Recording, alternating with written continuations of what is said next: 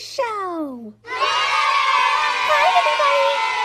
Welcome to the first episode of the Sprixie Show. Today, we're gonna be looking at something so interesting and so... Hi, Green! Oopsies. Never mind. So, do you know what we're going to be doing today?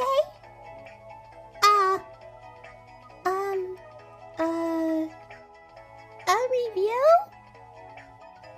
You betcha! Are you excited? Because I'm excited. Well then, here we go. This is our first review. Welcome to Pooh Corner. It's a good place to start, huh? But Green, I heard about this show. It's, well, don't worry, Orange. Please just calm down. It's okay. Oh! I don't want to hear about it anymore! Please! I don't like this show. I want to go home now. Can we just skip this review, please? Please? Anyway, let's continue with the review. Well, first of all, it looks like an innocent Winnie the Pooh show, huh? Well, it is. It's worth noting that this is the very first Winnie the Pooh TV series. And as you can see, it's live action. Who doesn't love live action? Okay. Let's play it straight. Let's just take a look at some of the differences. The biggest difference is Winnie the Pooh himself. He looks like Winnie the Pooh, only some people think he's creepy looking. Well, the cartoon Winnie, he's kinda cute. As you would expect, that's his regular appearance. But the live action part in Pooh Corner, he's kinda, well, dare I put it, a little bit unnatural.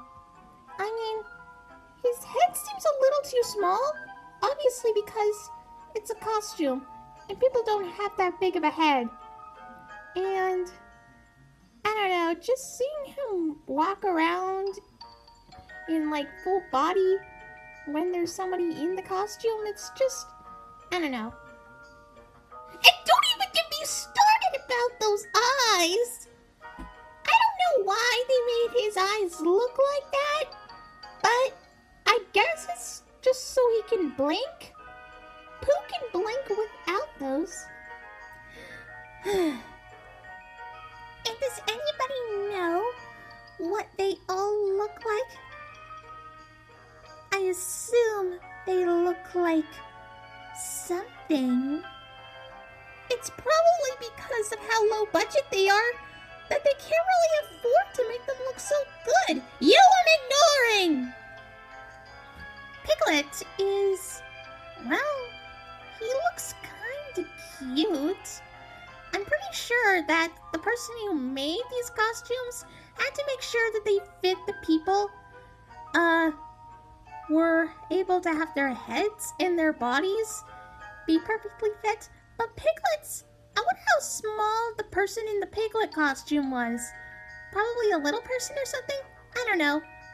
Oh, let's look at the differences between this piglet costume and the cartoon piglet. Well, the head's a little bit roundish.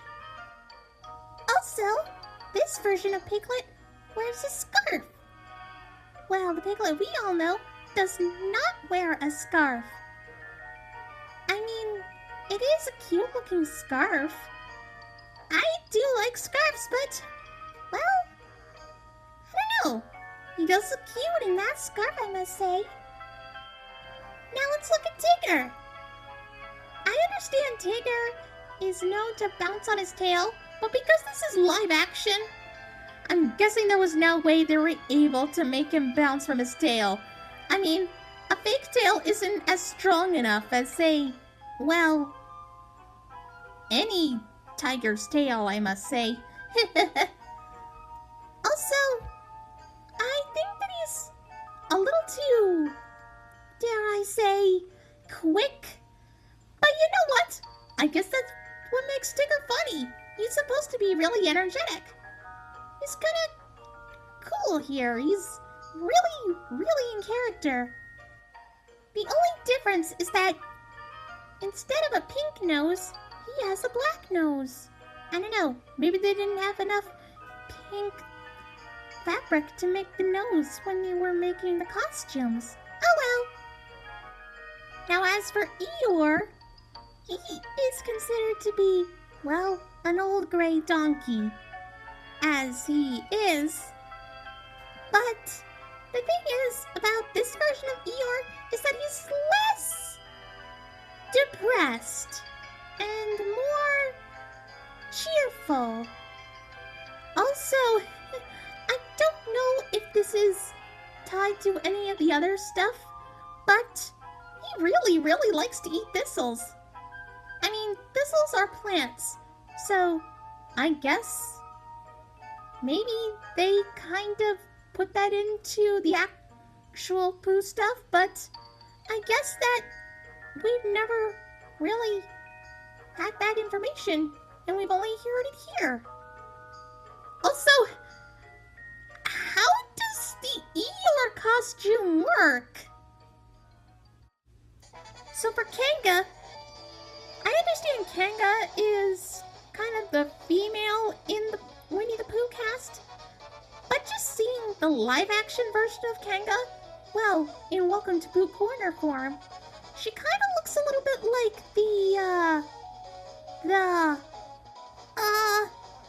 alright, let's move on. Roo is, he's actually kind of cute. And that's all. Moving on. As for Rabbit, okay, going back to the costume proportions, and, well, the reason why they look like this is so they can fit the person in the costume. But for this, I feel like Rabbit looks a little bit too, wide. Well, the cartoon Rabbit is more, well, thin, I must say.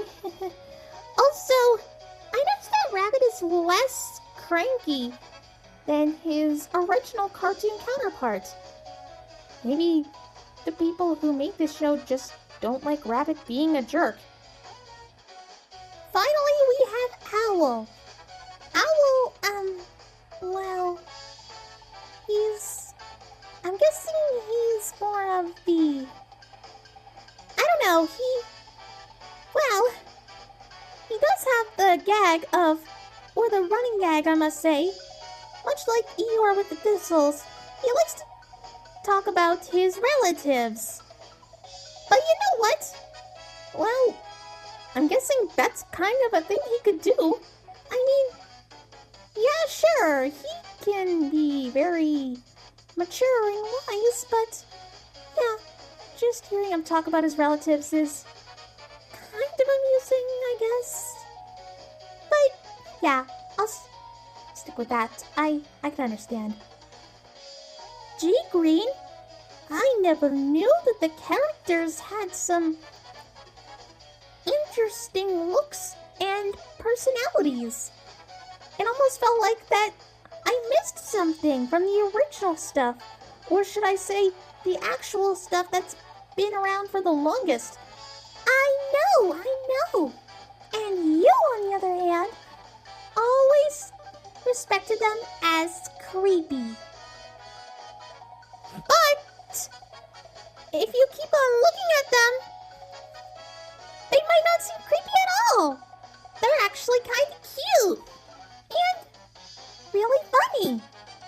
Yeah, sure, it might be pretty low budget. They probably didn't have enough money. But I see them as just okay. They're supposed to be pure. and sweet and adorable. And they are, just like in here.